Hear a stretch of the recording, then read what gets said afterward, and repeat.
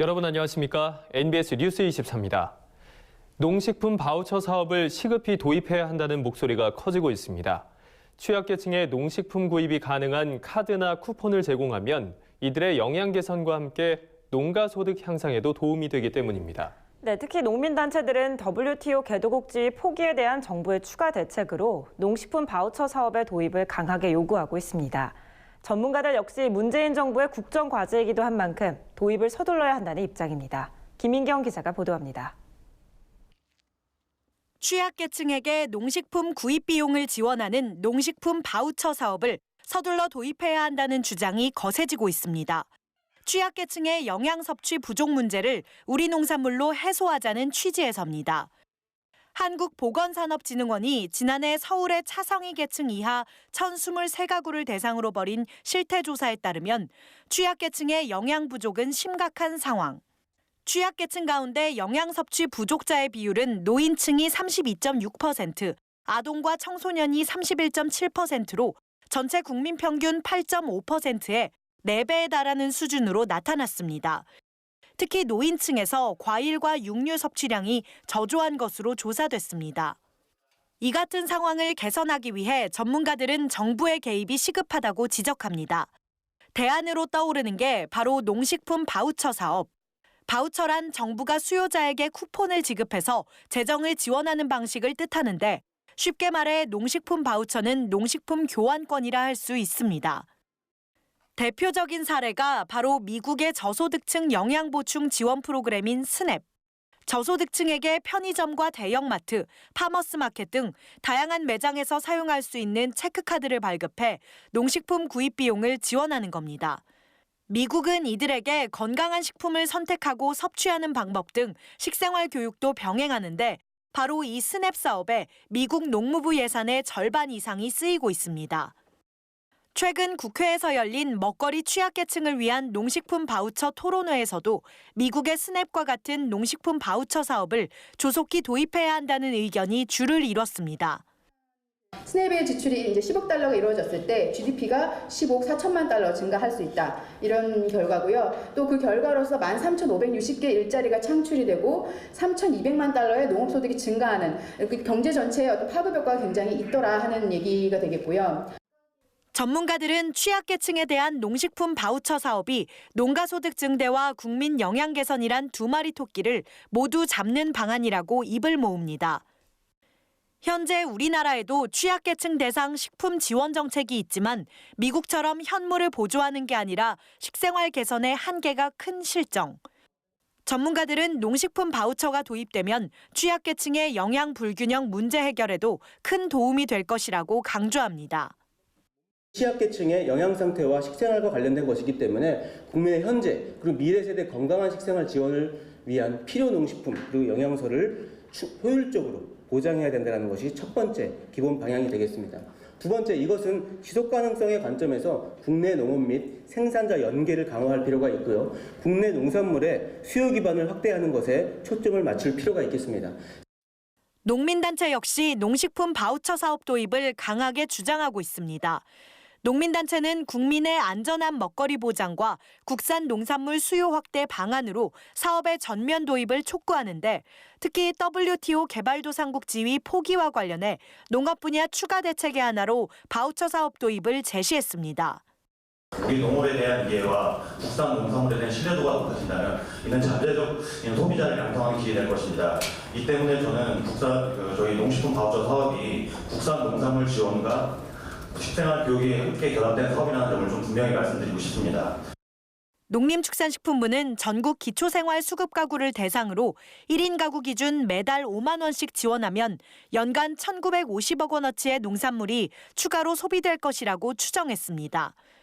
농식품 바우처 사업이 도입돼 취약계층의 최저 식생활 보장은 물론 농가소득 안정에도 기여할 수 있을지 기대가 모아지고 있습니다. NBS 뉴스 김인경입니다. 정부가 야생 멧돼지로 인한 아프리카 돼지열병 ASF의 확산을 막기 위해 국비와 지방비를 합쳐 363억 원을 긴급 투입하기로 했습니다. 야생 멧돼지의 남하를 막기 위한 울타리 설치비와 포획 신고 포상금, 폐사체 처리비 등을 추가 배정한 건데요. 재원 부족으로 골머리를 앓던 지자체들이 다소 한숨을 돌리게 됐습니다. 강창호 기자가 보도합니다. 야생 멧돼지에서 아프리카 돼지열병 바이러스가 계속 검출됨에 따라 정부가 방역 자금을 긴급 투입하기로 결정했습니다. ASF 중앙사고수습본부는 최근 국무회의에서 야생 멧돼지에 대한 ASF 방역을 위해 목적 예비비 255억 원을 지원하기로 의결했다고 밝혔습니다. 이에 따라 지방비 108억 원을 합해 모두 363억 원이 ASF 방역을 위한 멧돼지 관리 사업에 투입됩니다. 야생 멧돼지가 아프리카 돼지열병 바이러스의 주요 매개체로 추정됨에 따라 방역에 고삐를 죄기 위해서입니다. 야생 멧돼지에서 아프리카 돼지열병이 확진된 건수는 이달 7일까지 22건에 달하는데 사육 돼지에서 발생한 아프리카 돼지열병 확진 건수 14건보다 많습니다. 그동안 지방자치단체들은 멧돼지 방지 울타리 설치, 포획틀 구입 등의 재난기금 등 자체 재원을 사용해왔으나 ASF 사태가 지속되면서 재원 부족으로 어려움이 컸습니다. 이번에 긴급 투입되는 예산 중 196억 원은 ASF 감염 멧돼지 확산을 차단하는 데 사용됩니다. 정부는 ASF 감염 멧돼지를 가두기 위해 폐사체 발견 지점을 2단으로 둘러싸는 울타리 설치에 109억 원, 접경 지역 멧돼지의 남하를 막기 위한 동서 광역 울타리 설치에 87억 원을 투입할 예정입니다. 멧돼지 개체수를 줄이기 위해서도 167억 원이 투입됩니다. 정부는 멧돼지 포획 신고 포상금에 60억 원, 경기 강화군, 김포시 등 ASF 발생 지역과 인접 지역 13개 시군의 포획틀 및 포획트랩 설치에 30억 원을 지출할 예정입니다. 나머지 77억 원은 멧돼지 폐사체 처리비로 활용됩니다. 이번에 확보된 363억 원으로 감염 우려 멧돼지의 이동을 차단하기 위한 울타리 설치에 투입하고 멧돼지 서식 밀도 저감을 위한 포획 강화 대책에 사용됩니다. 이번 예비비 투입으로 부족했던 재원이 충당된 만큼 정부의 방역 대책을 현장에서 차질 없이 이행함으로써 멧돼지에서 아프리카 돼지 열병이 조속히 종식되도록 최선을 다할 계획입니다. 한편 정부와 지자체는 이외에도 ASF 멧돼지 차단을 위해 다방면의 대책을 마련하고 있습니다. 최근 산림청은 야생 멧돼지 폐사체 정밀 수색에 산불 재난 특수 진화대 등 산불 진화 인력 348명을 투입했습니다. 산불 진화 인력이 사용하는 GPS 단말기와 산불 상황 관제 시스템을 통해 수색이 어려운 산악 지형을 보다 광범위하게 예찰할 수 있게 됐습니다. 이 밖에도 산림청은 산불 진화 헬기를 활용해 멧돼지 폐사체 이동 작업을 지원할 예정입니다. 또 지방자치단체들도 야생 멧돼지 포획 포상금을 올리는 등 자체적인 멧돼지 관리 대책에 역량을 집중하고 있습니다. 경기도는 도내 시군별 야생 멧돼지 포획 포상금 외에 마리당 10만 원씩 포상금을 추가 지급하는 방안을 마련했고 제주도는 도내 멧돼지 폐사체 신고 포상금으로 환경부 기준 100만 원의 2배인 200만 원을 지급하겠다고 밝혔습니다. 경북도도 수학기 멧돼지 피해 방지단 운영 기간과 인원을 확대 운영할 방침을 세워 멧돼지 관리에 역량을 집중하고 있습니다. MBS 뉴스 강창호입니다. 우리나라 농식품 분야 기술력은 미국의 80% 수준으로 평가받고 있습니다. 이런 기술 격차를 좁히려면 R&D, 즉 연구개발이 중요하죠. 그런데 국내 농식품 분야의 R&D 성적표가 초라한 것으로 나타났습니다. 윤슬기 기자가 보도합니다. 국회 예산정책처가 최근 국회 농림축산식품해양수산위원회 소관에 국가연구개발사업 분석보고서를 내놨습니다. 보고서에 따르면 농식품 분야 R&D에 대한 우리 정부의 투자가 매우 박한 것으로 드러났습니다. 농식품 분야 R&D는 주로 정부 주도로 추진됩니다. 공공성이 강하고 성과에 대한 불확실성이 높아서입니다. 또 투자 비용을 회수하는 데 걸리는 시간도 비교적 길어 민간이 선뜻 참여하기엔 무리가 있습니다. 그런데 올해 농식품 분야 R&D에 대한 정부 예산은 9,930억 원으로 농림축산식품부 전체 예산의 5.6%에 불과합니다. 농식품부는 2015년 제2차 농림수산식품 과학기술 육성 종합계획을 통해 R&D 예산을 전체의 10%로 높이겠다고 했지만 결과는 목표에 한참 못 미치는 실정입니다. 더구나 최근 5년간 정부 전체의 R&D 예산은 매년 2.1%씩 늘어났지만 농식품 분야는 1.2%씩 증가하는 데 그쳤습니다. 같은 기간 정부 전체 R&D 예산에서 농식품 분야가 차지하는 비중도 5%에서 4.8%로 떨어졌습니다. 예산이 부족하니 인력 양성도 더딥니다. 농식품 분야 R&D 인력이 전체에서 차지하는 비중은 1996년 5.2%에서 계속 하향 곡선을 그리다 2017년엔 2.2%로 주저앉았습니다. 이런 현실이 농업 선진국과의 격차를 더욱 벌린다는 지적입니다. 한정된 예산과 인력으로 수행한 R&D 실적 역시 신통치 않습니다. 농식품 분야 R&D가 논문으로 이어진 건 2013년 1,560건에서 2017년 1,695건으로 다소 늘었지만 국가 전체에서 차지한 비중은 5.8%에서 4.3%로 오히려 줄었습니다. R&D를 통한 특허 출원도 비슷합니다. 2013년 821건에서 2017년 1,082건으로 늘어났지만 국가 전체에서 차지한 비중은 5.8%에서 5.5%로 감소했습니다. 무엇보다 사업화로 이어진 경우가 2013년 2,560건에서 2017년 2,580건으로 제자리 걸음 수준입니다. R&D 성과에 대한 현장의 체감도가 낮다는 의미입니다. 특히 보고서는 총 사업비가 4,911억 원에 이르는 골든시드 프로젝트가 더욱 나은 성과를 내야 한다고 지적했습니다. 2012년에 시작된 골든시드 프로젝트는 종자 산업의 성장 기반을 구축해 종자 수출을 확대하고 종자를 국산으로 대체하는 사업입니다. 2016년 기준으로 우리나라의 종자 무역 수지 적자 규모는 4,800만 달러로 사업 시작 직전인 2011년 6천만 달러보다는 줄었지만 여전히 적지 않은 수준입니다. 사업단별 품목별 성과가 차이를 보이는 점도 문제입니다.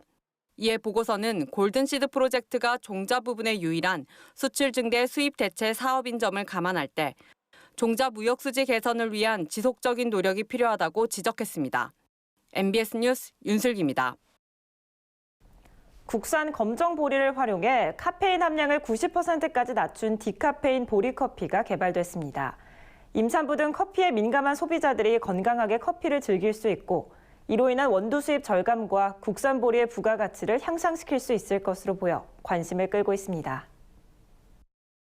농촌진흥청은 국산 검정보리 품종인 흑누리를 이용해 보리커피를 개발했다고 최근 밝혔습니다.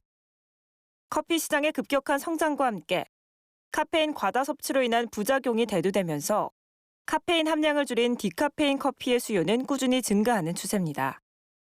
보리커피는 농진청이 개발한 검정보리인 흑누리를 디카페인 원두와 특정 비율로 배합했을 때 커피 맛은 그대로 유지하면서 카페인 함량이 90% 이상 줄어드는 것이 특징입니다.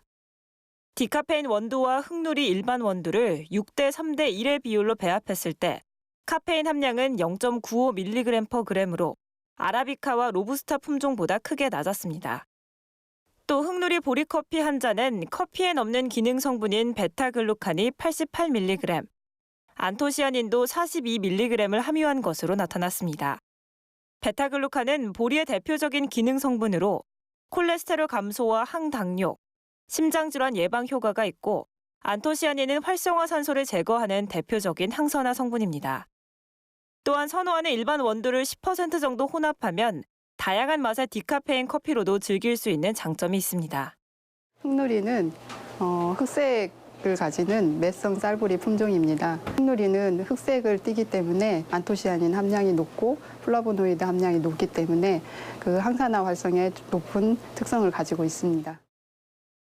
그리고 흑누리로 만든 보리커피는 다른 보리로 제조한 커피와 비교했을 때 드립 시간이 가장 짧았고 색깔, 향, 맛 등의 선호도 조사에서도 좋은 평가를 받았습니다. 농진청의 소비자 패널 반응 조사 결과에 따르면 보리커피 제품에 대해 79%가 구매 의향이 있으며 임산부나 수유 산모에게 62%가 추천할 의향이 있다고 답했습니다. 또 구수하고 건강한 맛이 느껴져 좋았다는 반응과 함께 더치 원액 등 다양한 포장과 형태로 판매가 필요하며 보리커피 인지도 향상을 위해 충분한 홍보가 필요하다는 의견도 나왔습니다. 농진청은 보리커피 조성물과 제조 방법 특허를 출원한 데 이어 산업체의 기술 이전을 마쳤습니다. 다음은 지역 뉴스입니다. 경기도 특별사법경찰단이 아프리카 돼지열병의 국내 유입 방지를 위해 7월부터 10월까지 수사한 결과 불법 외국 식품과 축산물을 판매한 26개 업소를 적발했습니다. 이번에 적발된 수입식품 품목은 식품 118개 품목, 축산물 32개 품목 등 총 150개 품목으로 이 중 돈육 가공품인 러시아산 햄류 12개 품목을 불법 판매한 2곳도 적발됐습니다. 도 특사경은 적발된 26개 업소를 모두 형사 입건해 21개 업소는 검찰로 송치했으며 나머지 5개 업체는 수사 진행 중입니다. 강원도가 강원도 사회적경제지원센터와 함께 이번 달부터 다음 달 18일까지 도내 절임 배추 판매 기획전을 개최합니다. 이번에 판매되는 절임 배추는 도내 사회적 경제기업의 우수한 상품들로 구성됐습니다. 행사 기간 동안에는 선착순 900세트 한정으로 정상가의 25% 할인된 가격에 판매합니다. 구입은 강원 곳간 온라인 쇼핑몰과 스마트 스토어에서 가능하며 사전 배송일을 지정하면 원하는 날짜에 상품을 배송받을 수 있습니다. 전라남도 산림자원연구소는 국내 최초로 서양 송로버섯 접종묘 생산기술 개발 및 현장 실증 연구에 나섭니다. 서양 송로버섯, 트러플은 땅속의 다이아몬드로 불리는 균근성 버섯으로 대부분 자연 채취에 의존하고 있습니다.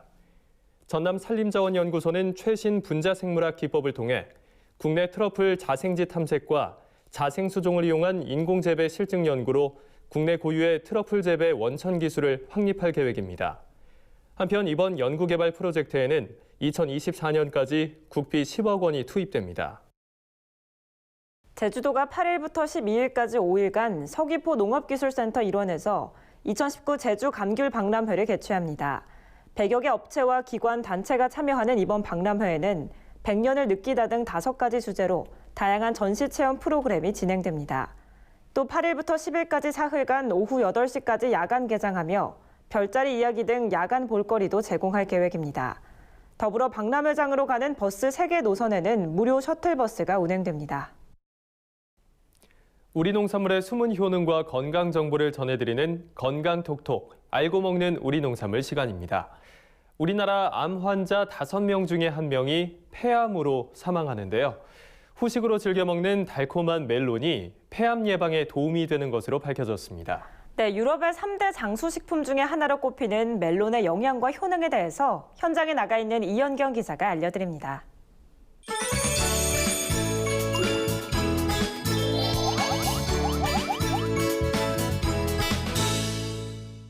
네, 건강 톡톡 알고 먹는 우리 농산물. 오늘 소개해드릴 건강 먹거리는 바로 이 멜론입니다. 달콤한 과즙이 풍부한 멜론은 별미뿐만 아니라 강력한 항산화 물질인 SOD를 다량 함유하고 있다는데요. 오늘은 항산화 물질을 보고 멜론에 대해 알아봅니다. 디저트나 아이스크림, 선물 등으로 다양하게 활용되는 멜론. 얼핏 멜론은 수입 과일이라 생각하기 쉽지만 1970년대 후반부터 나주, 담양, 곡성 등 우리나라에서도 멜론을 재배하고 있습니다. 멜론은 칼륨과 항산화 성분이 풍부해 유럽에선 와인, 카카오와 함께 3대 장수식품으로 여겨지고 있습니다. 부드럽고 달고요. 혈관에도 좋고 암에도 좋고 그렇다고 그러는데 우리 아저씨가 좋아하셔요. 그래서 사러 왔습니다. 2008년 세계적인 연구기관 프로스트 앤 설리번은 칸탈로프 멜론에서 추출한 SOD 항산화 효소를 유럽 최고의 항산화제로 선정했습니다. 또한 미국에선 폐암을 예방하는 권장과일 1순위로 멜론을 추천하고 있습니다. 이 밖에도 멜론은 다량의 칼륨을 함유해 몸속의 나트륨을 소변으로 배출하는 효능이 있는 것으로 밝혀졌습니다.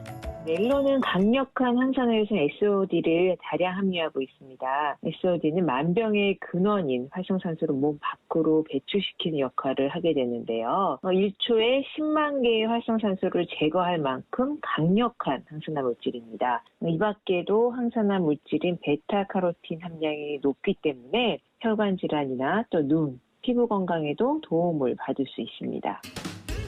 멜론은 그 품종이 무려 100여 종에 달하는데요. 크게 표면에 그물 무늬가 있는 네트멜론과 무늬가 없는 무네트멜론으로 분류할 수 있습니다. 그중 프랑스 아비뇽 지방에서 유래된 칸탈로프 멜론은 항산화 효소 함유량이 높아 기능성 작물로도 주목받고 있습니다. 멜론은 겉으로 보기에는 알맞게 익었는지 알아보기 힘든데요. 그물망이 촘촘하고 꼭지가 T자형인 것을 고르는 게 좋습니다. 또 꼭지는 살짝 마른 것이 당도가 높습니다. 들어봤을 때 묵직하고 바닥이 부드러운 것을 고르면 맛있는 멜론을 고를 수 있습니다. 멜론은 비타민과 칼륨 등 다양한 영양소를 함유하고 있지만 단백질이 부족합니다. 이번엔 단백질도 보충하고 든든히 한 끼 해결할 수 있는 멜론 두부 샐러드 만드는 법 알려드립니다. 씨를 제거한 멜론을 껍질을 벗겨 한 입 크기로 썹니다.